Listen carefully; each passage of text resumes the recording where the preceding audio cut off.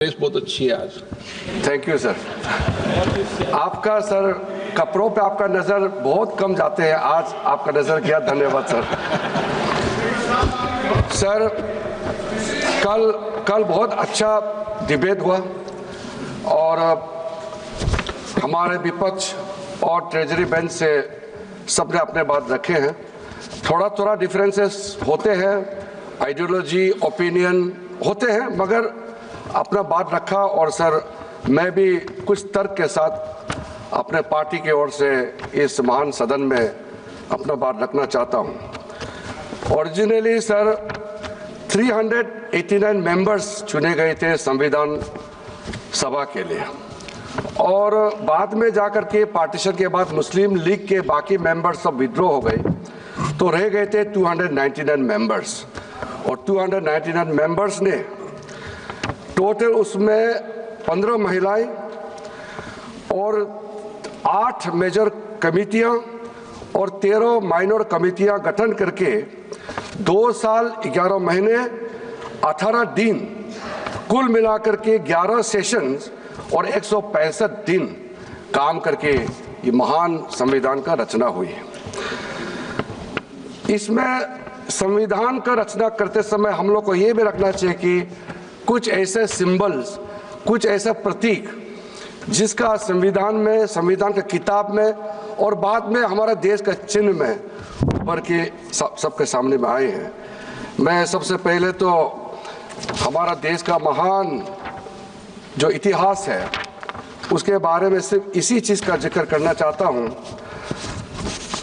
दुनिया का सबसे महान सम्राट में से एक अशोक सम्राट के जो अशोक स्तंभ है उस पे आधारित जो सारनाथ में बनी है, जो ओरिजिनली सारनाथ में था, बाद में जाकर के उसको सांची के स्तूपा कहा जाता है मध्य प्रदेश में। वहाँ अभी भी जाके देख के आ सकते हैं। मैं आज से 6 दिन पहले सांची खुद जाकर के दर्शन करके आए हैं। और जो हमारा तिरंगा झंडा में 3 कलर है, सबको मालूम है। बीच में सफ़ेद कलर के बीच में जो धर्म चक्र है, हमारा जो धर्म चक्र का नीला रंग होने का कारण, वो भी हमको सबको मालूम है, मैं फिर भी जिक्र कर रहा हूँ। उसको व्हील ऑफ लॉ, विधि का चक्र कहा जाता है, क्योंकि नीला रंग दर्शाता है आकाश, महासागर और सार्वभौमिक सत्य को दर्शाता है। यही कारण है कि राष्ट्रीय ध्वज के सफेद पट्टी के बीच में नीले रंग का अशोक चक्र स्थित होता है। वही उसमें बनी जो 24 तीलियां बनी है, वो है मनुष्य के 24 गुणों को दर्शाती है। ये सिंबल, क्योंकि हम इस महान देश का संविधान के बारे में जब चर्चा कर रहे हैं, तो उस संविधान का प्रेरणा कहाँ से मिला वो भी हमको नहीं भूलना चाहिए। बाबा साहब भीमराव अंबेडकर एक जब लोकतंत्र के बारे में बात करते करते उन्होंने कई बातें कही। एक कोट मैं आपके सामने में पेश करना चाहता हूं। बाबा साहब ने कहा था, the institution where there are many rules for motions, resolutions, quorum, voting and counting of votes, Lord Buddha got this inspiration from the political systems of that time. उन्होंने मॉन्क का यूनियन को पार्लियामेंट ऑफ इंडिया से compare किया। और sir बाबा साहब ने जब अपना संविधान का रचना का ड्राफ्ट करने का शुरू किया, उसमें कई कोट्स है। मैं कुछ देर में कुछ कोट्स को आपके सामने में पेश करना चाहूँगा। फिलहाल सर कॉन्स्टिट्यूशन स्पिरिट, जिस स्पिरिट से हम आज तक 75 वर्ष पूरा हो गए हैं, उसमें लिखा हुआ जो शब्द होते हैं, उसके अलावा संविधान का जो स्पिरिट है उसको भी हमने कैसे मानते हुए आगे चलने का काम किया है। मैं फक्र महसूस करता हूं, प्रधानमंत्री मोदी जी का जब कार्यकाल शुरू हुआ, उसने संविधान को उसी स्पिरिट को मानते हुए अपना सरकार का मंत्र को इस देश का सामने में रखा और वो मंत्र है सबका साथ, सबका विकास, सबका विश्वास और सबका प्रयास।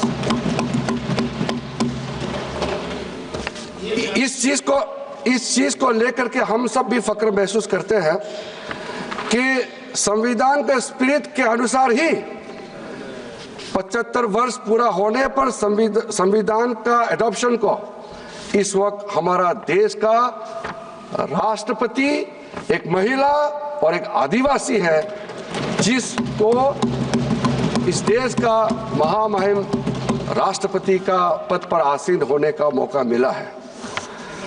मैं जब बाबा साहब अंबेडकर को कोट करता हूं तो मैं ये मानता हूं कि ये मैं एक अधिकार के रूप में कोट नहीं कर रहा हूं, मैं दायित्व के हिसाब से मैं बोल रहा हूं। क्योंकि अगर बाबा साहब अंबेडकर का वो स्पिरिट संविधान में नहीं होते तो मैं भी आज इस महान सदन में कभी भी नहीं होते।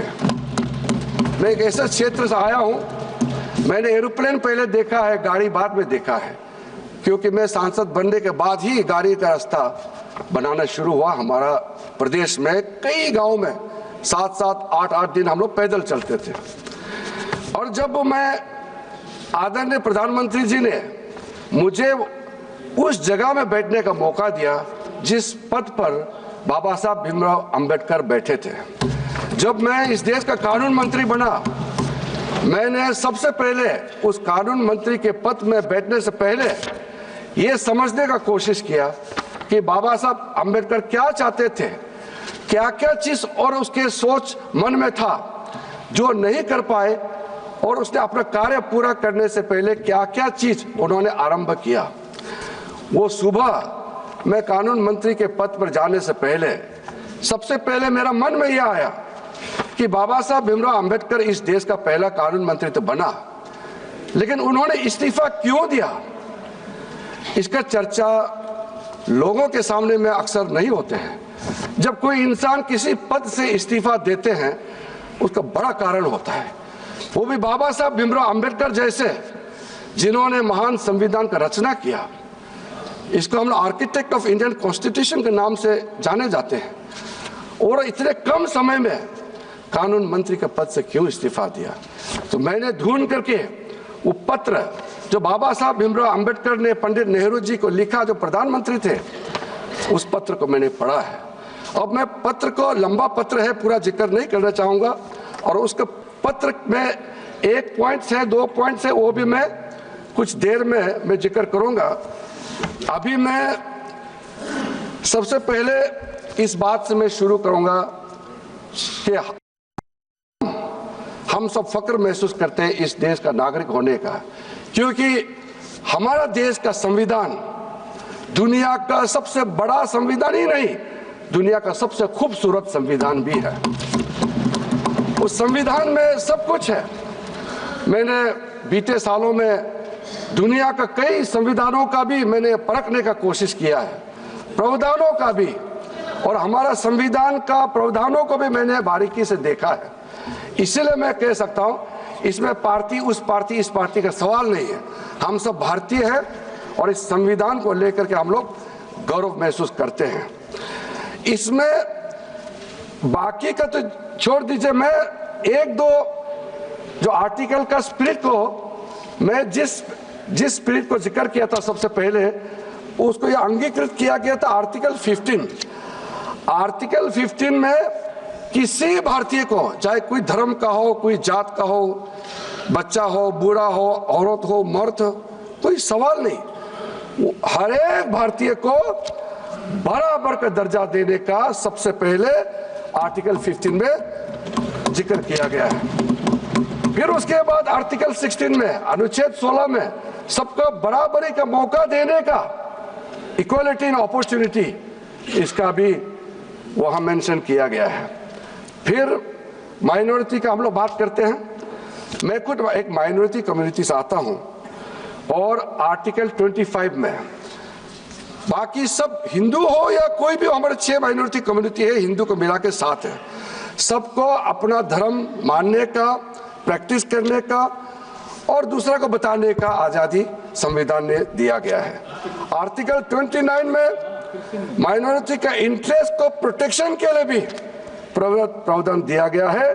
फिर आर्टिकल 30 में लिंग्विस्टिक माइनॉरिटीज का राइट्स के बारे में भी पूरा जिक्र किया गया है। अध्यक्ष महोदय, कुछ कंपेयर करना हमको जरूरी इसलिए है कि जो हमने किया इस देश में, चाहे कांग्रेस का सरकार हो चाहे हमारे सरकार हो, सबने अपने अपने तरीके से काम किया है। जो माइनॉरिटी कमीशन यहां बनाया गया है उसका नाम है national commission of minorities act.